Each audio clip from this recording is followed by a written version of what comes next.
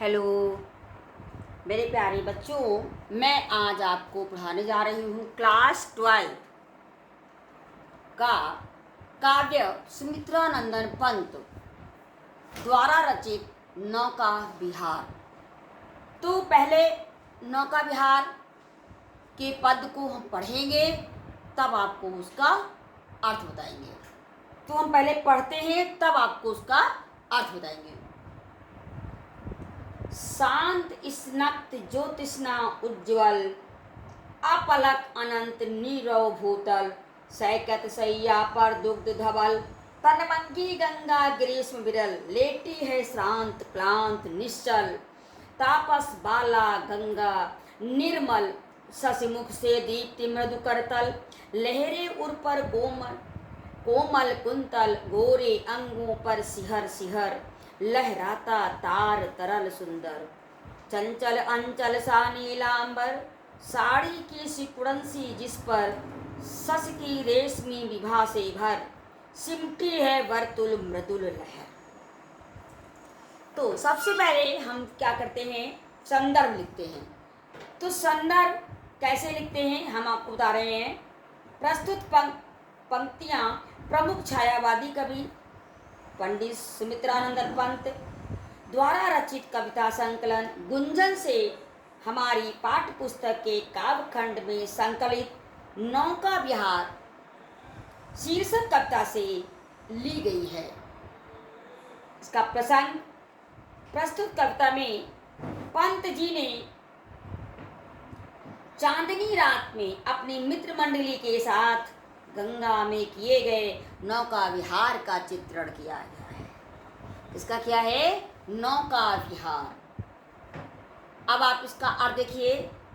शांत स्नग्ध ज्योतिष्णा उज्ज्वल, स्नग्ध मीन्स होता है तरल या चिकनी, ज्योतिष्णा मीन्स होता है चांदनी, नीरव शब्द रहित। तो चारों ओर रात का, चांदनी रात प्रथम पहर रात का है, उस समय पर लेखक कहते हैं चारों ओर क्या है, शांत स्नग्ध सी उज्ज्वल, जो चांदनी छिटकी हुई है, आप पलक अनंत नीरव भूतल, सैकत सैया पर दुग्ध धवल, तनमंगी गंगा ग्रीष्म विरल। आकाश ऐसा लगता है टकटकी बांधे किसकी ओर देख रहा है, धरती की ओर देख रहा है। पृथ्वी शांत और शब्द रहित है। ऐसी मनोहर और निस्तब्ध वातावरण में ग्रीष्म के कारण मंद और क्षीण धार वाली गंगा बालू के बीच धीरे धीरे बहती हुई ऐसी लग रही है मानो कोई दुबले पतले शरीर वाली सुंदर युवती दूध जैसी सफेद सैया पर गर्मी से व्याकुल होकर थकी मुरझाई और शांत लेटी हुई है। सैकत सैया पर दुग्ध धवल, तनमंगी गंगा ग्रीष्म विरल, लेटी है श्रांत क्लांत निश्चल,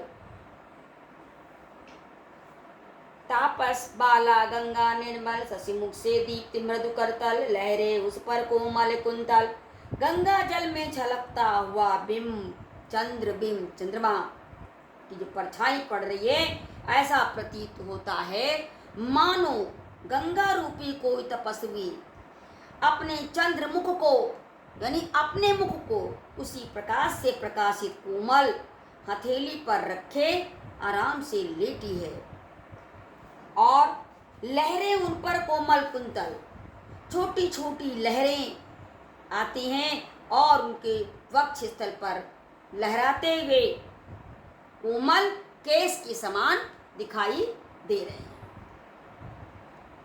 चंचल अंचल सा नीलांबर, साड़ी की सिकुड़न सी जिस पर शशि की रेशमी विभा से भर, सिमटी है वर्तुल मृदुल लहर। तारों से भरे आकाश की जब परछाई गंगा में पड़ती है तो ऐसा मालूम होता है मानो उस गंगा रूपी जो तपस्विनी है यानी बाला है, गोरे गोरे अंगों के स्पर्श से बार बार कांपता तारों जड़ा उसका नीला जो आंचल है वो लहरा रहा हो। उस आकाश रूपी नीले आंचल पर चंद्रमा की कोमल चांदनी में प्रकाशित छोटी छोटी कोमल टेढ़ी बल खाती हुई लहरें ऐसे प्रतीत होती हैं जैसे जब कोई व्यक्ति लेटता है तो उसकी साड़ी में सिलवटें पड़ जाती हैं।